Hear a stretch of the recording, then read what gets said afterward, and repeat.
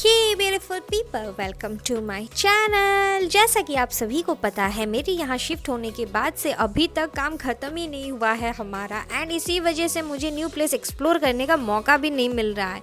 तो क्या ही बोलूँ, यहाँ तक कि मुझे अपने घर का रास्ता तक ढंग से अभी तक याद नहीं हुआ है।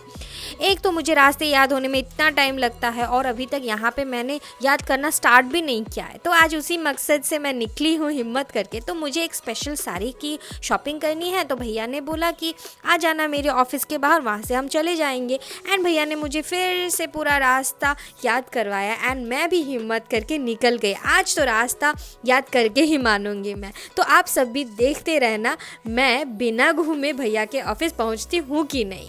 तो इतना ही कॉन्शियस हो गई मैं रास्ते याद करने में कि ऑटो वाले ने भी मुझे ठग लिया एंड 10 रुपये की जगह 30 रुपये रख लिया मेरे से, और मैं कुछ बोल भी नहीं पाई। पर जो भी हो, मैं बिना घूमे भैया के ऑफिस फाइनली एक ही बार में पहुंच गई। ये और पहुंचते ही भैया को मैंने फ़ोन किया कि भैया देखो, मैं एक ही बार में बिना घूमे तुम्हारे ऑफिस के बाहर पहुंच गई। और भैया भी हंसने लगे और मम्मी बार बार फ़ोन कर रही थी कि तुम पहुंच तो गई हो ना, कहीं घूमी तो नहीं हो ना।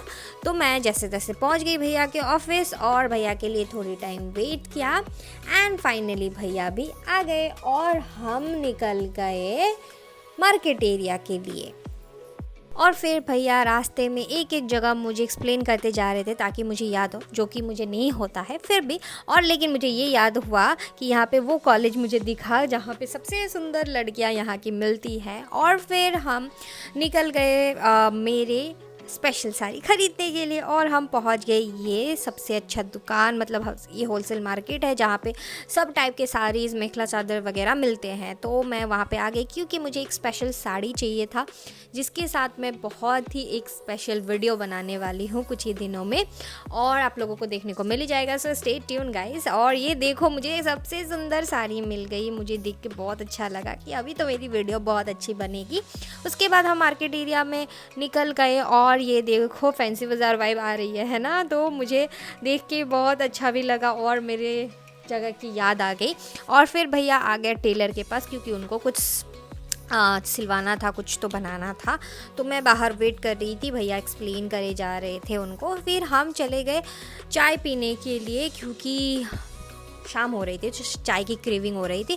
तो मुझे तो जलेबी खाना था लेकिन जलेबी नहीं मिला, तो हम कचौड़ी खाने लग गए। और ये देखो, कचौड़ी इतनी टेस्टी थी ना, क्या बताऊँ, मुझे बहुत अच्छा लगा। भैया के साथ चाय पे चर्चा हुआ, मेरे वीडियो शूट के बारे में डिस्कशन किया हमने। सारा कुछ डिस्कशन ख़त्म होने के बाद हम चले गए वो वाले मार्केट में जहाँ पे फ़िश एंड चिकन वगैरह मिलता है। और मैं उधर जाके ही मेरी हालत ख़राब हो गई क्योंकि इतनी स्मेल आ रही थी।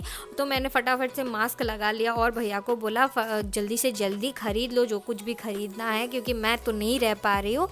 तो भैया ने हमारा डिनर के लिए चिकन वगैरह ले लिया और उसके बाद हम निकल गए सब्जी मार्केट में क्योंकि हमको सब्जी भी ख़रीदना था। मैंने बोला था ना आप लोगों को मेरे पुराने वीडियोस में कि भैया आजकल मुझे ये सब की ट्रेनिंग दे रहे हैं कि कैसे सब्जी ख़रीदना है, कैसे चिकन ख़रीदना है।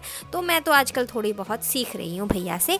फिर हम चले गए फर्नीचर के शॉप में क्योंकि हमको कुछ नया ख़रीदना है, जल्द ही ख़रीदना है। तो इसके लिए भैया ने सोचा चलो अभी आ गए हैं तो देख लेते हैं। तो हम कुछ मार्केट में जाके सारा कुछ फाइनल किया कि जल्द ही हमको ख़रीदना है। फिर सारा कुछ काम ख़त्म करके हम घर के लिए निकल आ गए। और भैया के और भी फ्रेंड्स थे जिनसे मैं नहीं मिली थी, तो भैया ने बोला चलो आज उनके साथ मेरा इंट्रोडक्शन करवाते हैं।